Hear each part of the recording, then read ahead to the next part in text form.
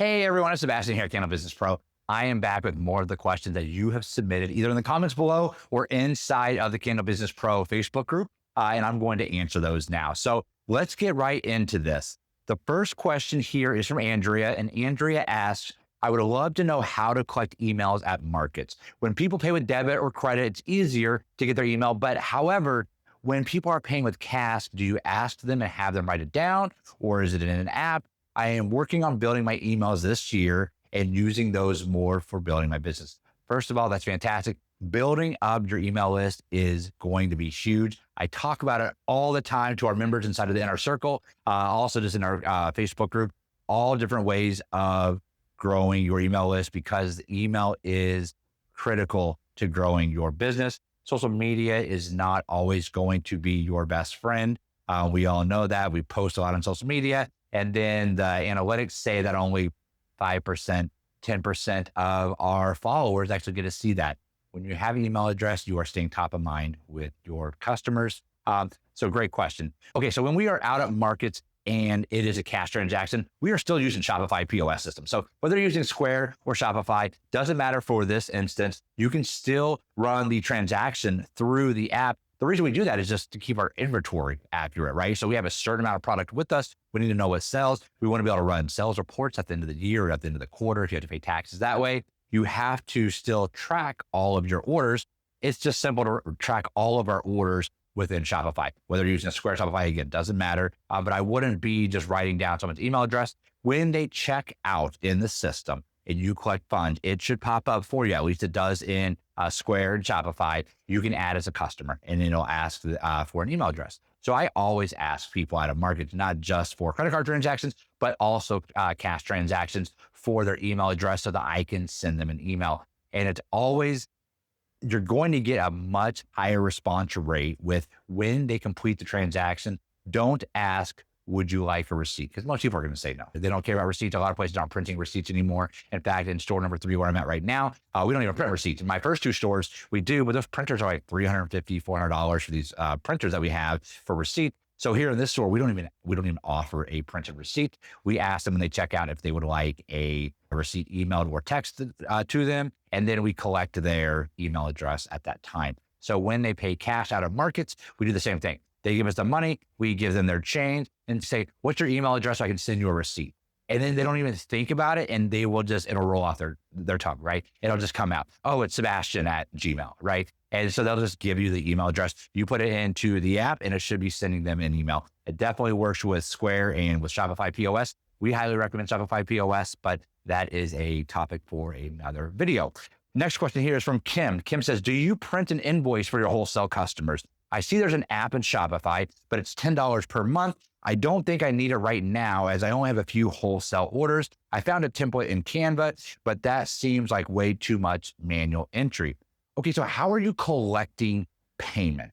That is something that would be key. If you are collecting payment in Shopify, the way we do our wholesale account. So whether we are setting up that order through email with a potential retailer and they say, hey, I want this order, or, I want this product and this product and this product, we're still creating that order inside of Shopify so that, again, it's for our inventory and it's for our sales and for our reports. We're doing all of that inside of Shopify. What you do in Shopify is you go to your order page, and the top right corner is going to say create order. Create that order, put all the product in there, put the wholesale discount in there, and then you at the bottom underneath, you'll put in all the customer information there, and then it'll say send invoice, and you'll actually send them an invoice right from Shopify. So it makes it very easy to do. Now, this is going to email them over the invoice for them to pay by credit card. If you're wanting to collect payment another way, I know like PayPal's transaction fees might be a little bit less. You can certainly just go into PayPal and you can do the same thing. You can create an invoice, email it over to them for them to pay. So there's multiple ways of doing that. But right in Shopify is just super easy. It sends right over to them. They make that credit card transaction, and then it emails you, you get notification of that order. So it's right there in all your orders that are the same place where your direct to customer orders are and all the other orders that you may be doing. It's going to be in your order list. So you can always run reports. Your inventory is going to be up to date. So that's why we do it that way. Now, if someone if you don't want them to pay with a credit card, you can still send them an invoice by Shopify. You can change the text on that invoice as well. It'll say create invoice, and then it's going to pop it up. And then you're going to be able to change any of the information you want on that. There'll be the standard template, but we always usually type notes in there. Thank you so much for your order. As soon as you make payment, we will start the production of these candles. Just to remind them that we're not going to make and give them these candles until we have payment. So there is the option whenever you say create and send invoice, it's going to open an invoice up for you to view first. Put in all the information you want there. If you're going to add on an additional fee for credit cards, you can let them know of that. What we like to do is we don't add on additional fees. Obviously, if someone pays with a check, there's a risk with that, though we have some local accounts that we definitely take check for because we want to save those transaction fees from Shopify. But one of the things that we'll do is in that invoice that we send to them right through Shopify, we type in there to remind them that, hey, once you make payment, we will start production on these candles. And as soon as we package these up and they're ready to send to you, we will send you a shipping invoice because we're going to charge them for shipping. We're not going to necessarily know what that is until we have all of those candles boxed up, put it on a scale, weigh it, and look at our pirate ship account to see how much it's going to cost, right? Because every location is going to be different and every amount of candles is going to be different. But we do all that right in Shopify. So if you're using Shopify, super easy to do. If you're part of the inner circle, I can go through and actually show you step-by-step how to do that during one of our office hours that we have every week. So just let me know. Next question here from Antoinette. What softwares do you use to run your business? Okay. Let me think about that a little bit. So Shopify is what we use for our POS system. Inventora is what we use to keep track of our raw supply. So our materials, how much oil do we have? How many wicks do we have? How much wax do we have? How many vessels do we have? How many wick stickers? How many warning labels? All of that stuff we put in Inventora. I'll put a link below to that. We actually have a video. Chad's the one he's the inventory guru. I don't get in there whatsoever. But the way it works is when he places an order with a supplier, he puts all that product into inventory, including the shipping, and it spreads it out over all of those products. So then whenever we build our, what's called a recipe, is from all those raw materials, we build that candle recipe in Inventora. So if we're making, say, 12 of these candles, then we are going to need to have a certain amount of wax, certain amount of wicks, certain amount of vessels. So he builds that all in Inventora. And then when he's done and we produce those, it sends over to Shopify. So it updates the inventory of that product. And then we always have a running count of how much raw supply we have. It's not a necessary app to have, but it's really good for keeping track of all your supplies. Also, it calculates your cost of goods because when you put all those raw supplies together in a recipe and make this candle, it will calculate how much it costs to do that. So that's what's really handy about it as well. So that's what we use. So Shopify to run all our transactions through. We use Inventory to keep track of our raw supplies. We use Canva every single day. It is worth the $12, I believe is what it is a month to do Canva Pro. If you do it by the year, I think it even gets down like $9 or $10.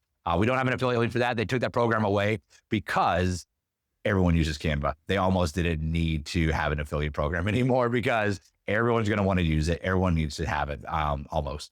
So if they don't have affiliates, or I would definitely be sharing that with you. But we're big fans of Canva. Super easy to use. You can actually, it's much easier to use on a desktop, laptop. I mean, that's just the way I work nowadays.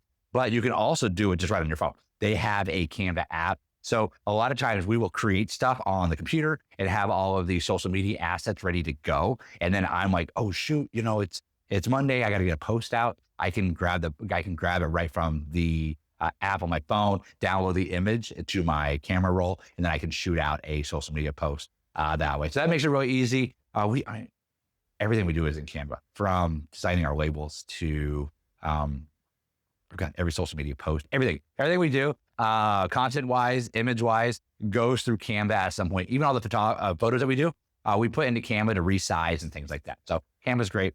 We certainly love them. What else do we use? We use QuickBooks for our bookkeeping. There are other options out there, and I would actually recommend exploring some of those other options. I don't have personal experience with them.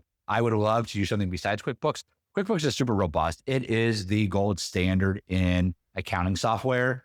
It's expensive. It's old school. It's not user-friendly to me.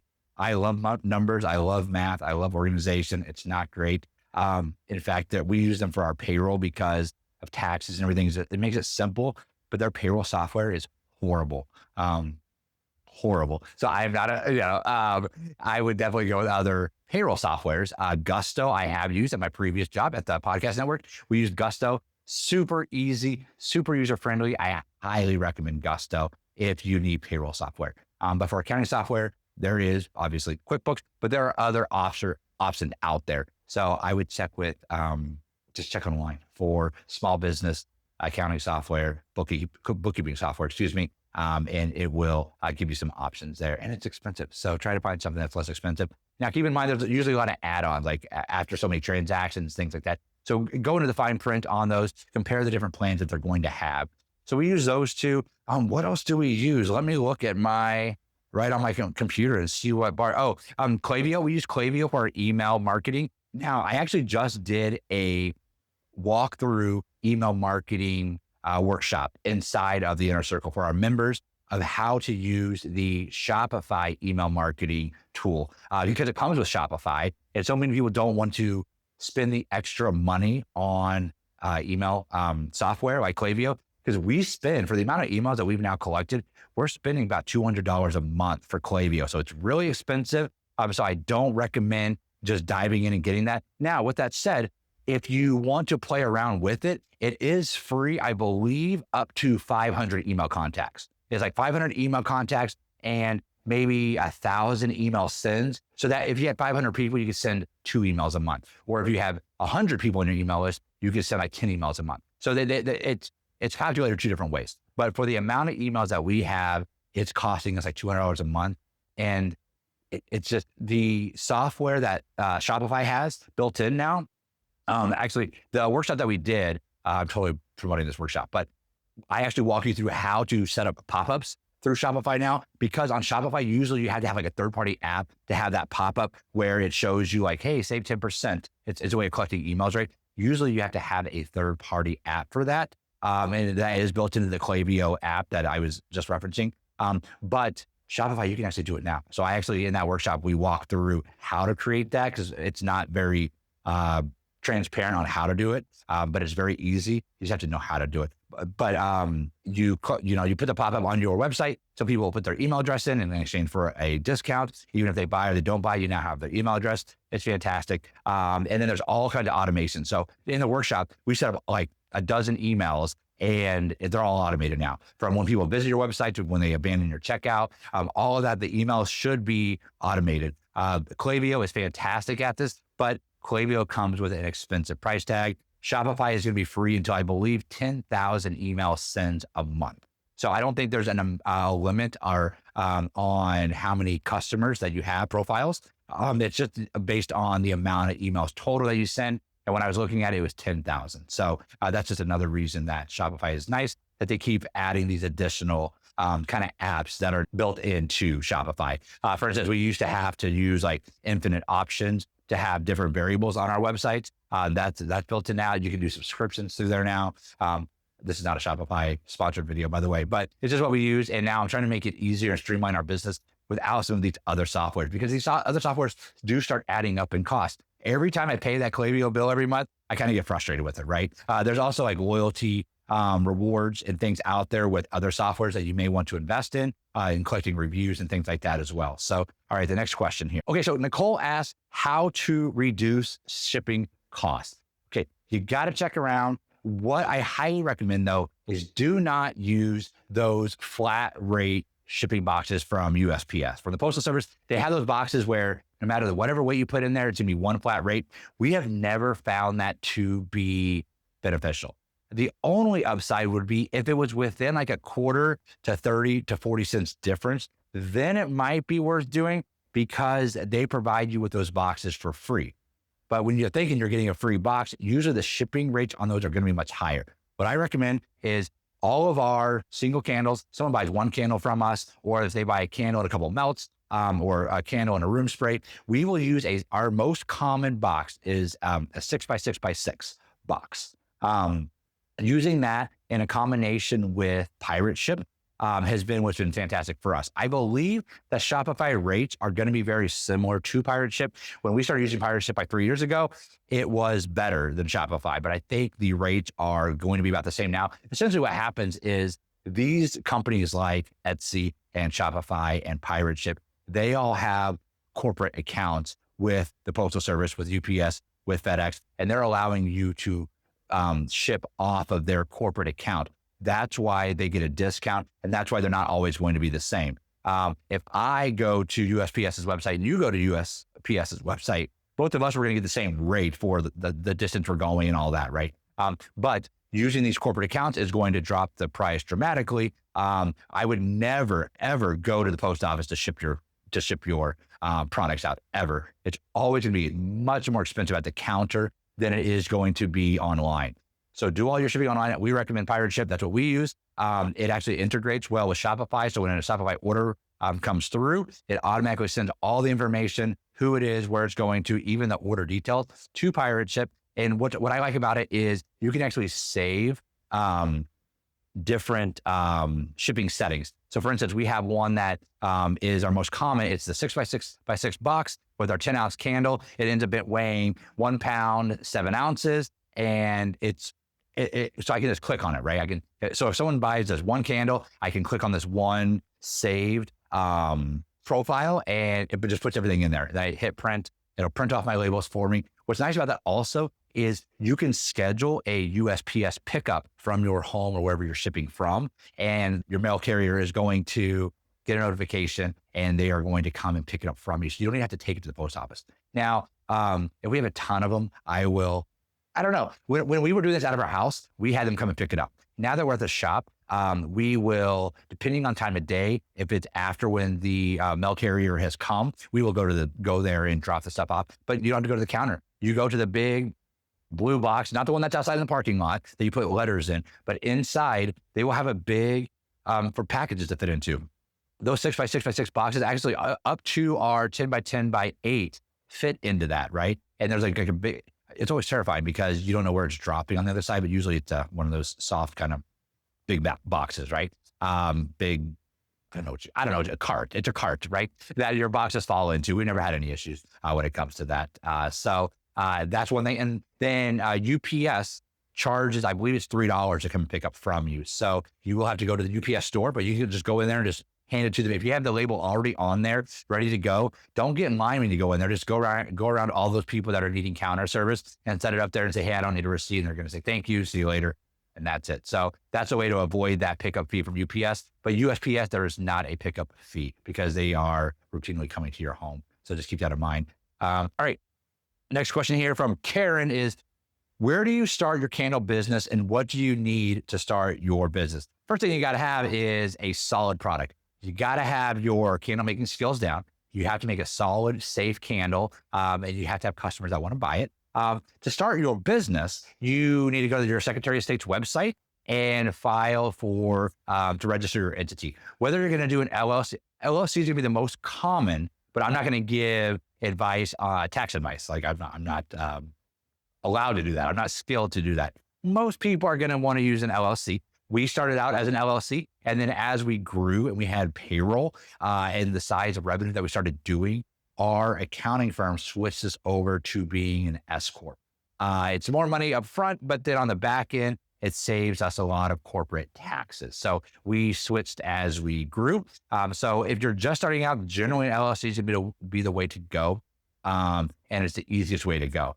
You're not filing, I believe with LLC, you're filing your taxes like through you as an individual still, so that it's easy. There's not a lot of extra cost for that. With us, we do have, as an S Corp now, we do file personal taxes, and then we also have these other taxes, but they still funnel through somehow. Again, I'm not the tax pro. I highly recommend asking a accountant that question for what's going to be better for you. But a lot of Secretary of State's websites, and if you also go to your city's small business association, almost every city, definitely every state is going to have a small business association.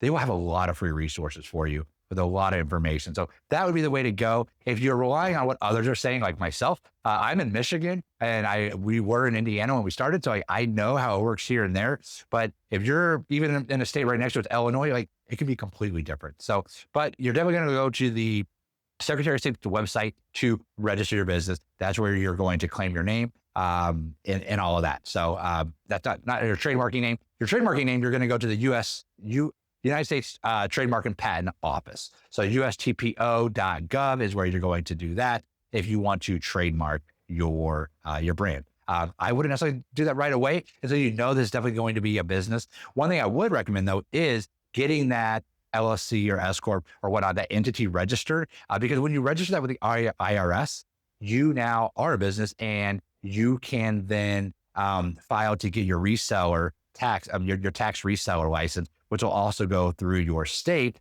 And when you submit that to suppliers, Candle Science, Makesy, all the suppliers, when you submit that to them, they stop charging you taxes because you're buying supplies, you're not buying the finished product. So that you're gonna be turning around and selling that to someone, and then you're responsible for collecting taxes. So that will save, because you don't want to pay taxes twice, right? You want to not pay taxes when you buy all your supplies, but you do want to collect taxes from people you're selling your candles to. So that's that question there. Let's see here. Michelle asks, how to get the Wick sticker to stop popping up during a pour. So 2 reasons you're going to have a wick come up when you're pouring. One, the surface was not clean. We always use the rubbing alcohol, isopropyl 91% with a spray bottle. We spray it and then we wipe it out with a paper towel. Usually we have a couple vessels that we buy from suppliers that you try to stick a wick sticker to it and it just comes right off because you've got to wipe that down really good. There's some oil or something that's happening in that glass making process that's causing that. But you should, when you stick your wick to the bottom of the glass, you do not need to go get a glue gun or glue dots or all these other things you're going to hear people say when you ask this online. Just a large wick sticker is just fine. We get ours from Candle Science. They're the large wick stickers. They're super, super cheap. Stick to the bottom. You should be able to lift it up by the wick and it not come off. If you're lifting it by the wick and it's not coming off, you're good to go. So then if you're pouring and it pops up after you did that test of lifting it up by the wick and you were good to go, that means your wax is way too hot for pouring in there and it's getting underneath and it's loosening up the adhesive. So the way to prevent that is cool your wax down, or the other thing that may be causing it, it may be the vessel that you're using has a curved bottom. I know that the modern ceramics from Candle Science, they have a little bit of a curved bottom. So when we're sticking that wick sticker down there, you've got to be really good about doing it. Pushing your fingers on both sides of that wick to make sure that it is getting a good grip on there. Because if we, on those ceramic type vessels, that's just how they're going to be. They're not going to be completely smooth across the bottom. Some glass will be the same. Our amber jars, these are great. These are flat bottom, but the amber jar version of this candle has a curve to it as well. So we always got to make sure we're pushing down.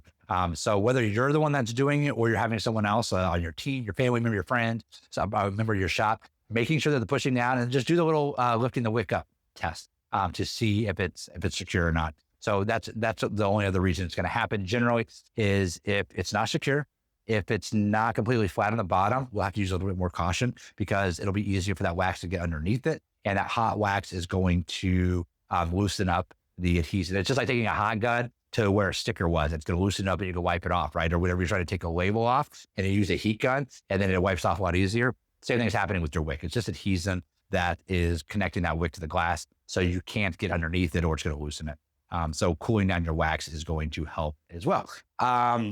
Next question here from Miss Marie asks, is the 80 candle rule a good thing to go by? No, that is a rule that someone several years ago created, wrote blogs about it, did a clickbait video on YouTube saying you must create and give out 80 candles before you should be starting to sell candles.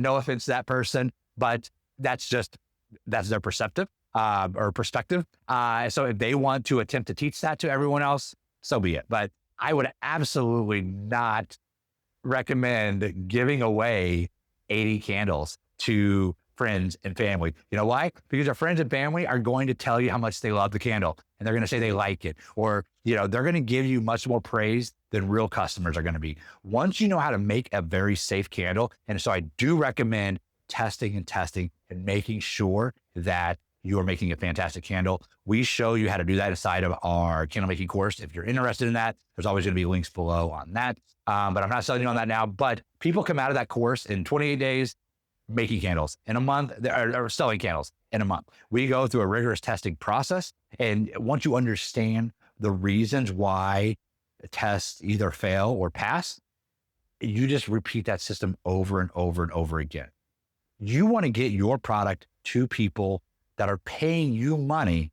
That's how you validate if you've got a good product or not. My mom isn't someone that's going to validate if I have a good product or not. My mom is going to love any candle I give her. So is half of my family members. I've got a couple of them that are a little bit more brutally honest, but most people, my neighbors isn't going to tell me that they don't like our candle. We tried that. We've had them test burn some stuff to get some hot throw. They're just really nice people. So they're not going to be as critical. You have to have confidence in that your testing is good, and you should not rely the safety of your candle on anyone else, your friends, your family, customers. No, you have to understand that your candle passes the test. But once it passes the test, you got to put it out there in front of customers. We had a lilac candle and we had a fresh linen candle. If you watch my other candles or my other videos or have been around for a while, you'll know that we had two candles that we thought were going to be great. People loved them. We put them in front of customers. Nobody wanted to buy it. So it's a huge difference between people that you're giving away free product to and people that you are selling candles to. So you got to get out there to start selling your candles. So, it doesn't have to be perfect. You just got to get started with it though. So, all right, last question here is, what is your best advice on keeping accurate records? Sales, profit, expenses, etc. Okay, so when you open up that LLC, S Corp, whenever you register your entity, right afterwards, go to the bank, open up a business checking account. $5, $10, whatever it is. Go and open up a bank account and get that debit card or that credit card. We use credit cards so that we can collect miles, but you've got to have a bank account because wherever your sales are being made, it needs to be able to transfer that bank account, right? So that like someone buys from us on Shopify, it's going to go to a bank. Sure, you can have it put into your personal checking account. Absolutely. You can totally do that. But then record keeping just gets messy because now you're mixing money and you got to figure out what was what. So set everything up separately. And again, this is going to take you an hour down at the bank and it's going to cost you $10 to open it up with. We use Chase Bank, but everyone hates their bank, right? So I'm not recommending them. I'm just saying that's just who we use. And we don't have any issues. They're a big bank. We just don't have issues. We never go to the bank besides now that we have our storefronts, we're depositing cash. But so go and open up a bank account. And then if you want, go ahead and open up a credit card in your business name. Every expense that we make for the business are on those two accounts, right? So on our credit card or on our debit card from the bank, or we have to wire out money out of that business checking account to pay our rent and stuff because they don't do credit cards because then there's fees involved, right? That they have to pay. So go and open up a business account and then make sure that you're using either Shopify or Square to run all your transactions of everything you're selling through. So we're not selling candles any other way besides through our POS system. Now we have wholesale orders, like I said, that people will give us checks for on those, especially those big accounts, or it won't even go through Shopify. We will send out with the airport candles, right? The way they're set up, they're not paying a Shopify invoice. They are on a net 60. So we have to mail the product. They're going to wire us the money or it's called an ACH transaction. And it just goes right into our bank account. So you got to have a bank account set up. It just makes it clean. It just makes it very clean. So at the end of the year, every dollar that we've received for the business goes into that bank account. And then every expense comes out of that bank account, whether it comes out of the bank account and pays our payroll or pays to our quarterly taxes or pays to our credit card, right? So our credit card is paid off by that business checking account. So it's very simple to know money in, money out. At the end of the year, or monthly, we double check it in our QuickBooks to make sure all the math is mathing. And that's it. So it just makes it easier to keep receipts of everything that way. One thing that's really nice, and one thing that we are honestly bad about, is keeping a lot of receipts. Again, I'm not an accountant or a bookkeeper, so I'm not going to tell you what receipts you must keep or you must not keep. But one thing that is really nice is when you buy from all these different suppliers, so Makesy or Candle Science, or when we buy stuff on Amazon, like when we can always log into our account and see all of our orders. So there's a way of getting a receipt for all of the things in case you miss something. So at the end of the month, I pull up my checking account and my credit card, and I see all the expenses that I've made. And if I'm missing a receipt or something, I'll try and go and I'll track that down. So I'm not great about doing that, but I satisfied my accountant. So that's it for now. Hopefully this has been helpful. Hopefully this has given you all some tips of some things to do within your business. And if you have questions, again, drop them in the comments below, or come and join us in our free Facebook group, Candle Business Pro. And you can ask questions in there. In fact, whenever you join, the first thing that pops up is, do you have a question? And then we'll come and answer it on video. So thank you so much for watching. Have a fantastic day. We'll talk soon. Bye.